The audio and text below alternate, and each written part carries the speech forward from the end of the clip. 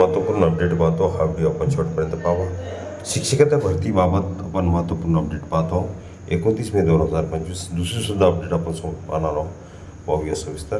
शासन निर्णयाने राज्यातील मान्यताप्राप्त खाजगी अंशतः पूर्णतः अनुदानित माध्यमिक उच्च माध्यमिक शाळांतील कनिष्ठ लिपिक, पूर्णवेळ ग्रंथपाल, प्रयोगशाळा सहाय्यक ही पदे अनुकंपा नियुक्तीसह 100% नामनिर्देशनाने भरण्यास शासन निर्णयातील 1 अटीच्या अधीन राहून मान्यता दिली आहे.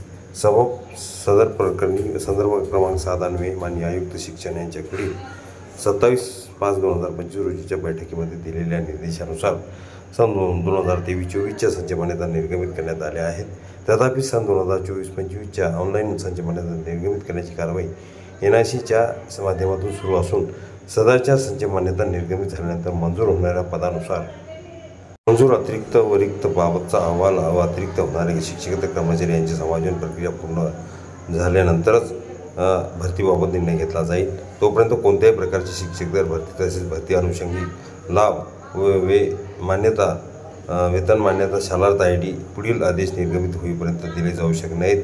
या उपरही भरती प्रक्रिया केल्यास अथवा मान्यता शालार्थ ID प्रदान केल्यास त्यास आपण सर्वस्वी जबाबदार राहाल असे संबंधितावर नियमानुसार प्रशासकीय कारवाई केली जाईल याची नोंद घ्यावी.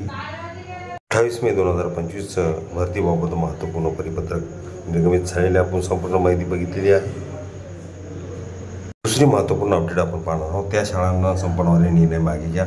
अनुदानित शिक्षणाच्या मुळावर येणारे अन्यायकारक शासन निर्णय मागे घ्यावेत व गरीब कष्टकरी वर्गाच्या शिक्षणाची जबाबदारी शासनाने घ्यावी अशी मागणी करत माजी आमदार कपिल पाटील यांनी अनुदानित शाळा वाचवण्याचे आव्हान उपमुख्यमंत्री एकनाथ शिंदे व शिक्षण मंत्री दादा भुसे यांच्याकडे पत्राद्वारे केले आहे. राज्यातील शालेय शिक्षणात हिंदीचा मुद्दा पुढे करत खरा प्रश्न दडपून टाकण्यात येत आहे. अनुदानित शाळा बंद करण्याचा माजी शिक्षण मंत्री विनोद तावडे यांच्या काळातच निर्णय पुन्हा मागच्या दाराने येतो की काय अशी शंका सरकारी धोरणामुळे येऊ लागली आहे. याला मराठीसह सर्व भाषिक शाळा अनुदानित शाळा रस्त्यावर उतरून विरोध करतील असा इशारा त्यांनी पत्रात दिला. पहिलीपासून CBSEचा निर्णय योग्य आहे. त्यासोबत अनुदानित शाळा द्विभाषिक करून त्यांना वाचवणं सरकारला सहज शक्य आहे. परंतु तसे न करता शाळेत विषय शिकवायला ठेवायचे नाहीत आणि शाळा बंद करायच्या असे सरकारचे धोरण आहे असे ते म्हणाले. कष्टकरी समाजाला प्रवाहाबाहेर काढायचा डाव.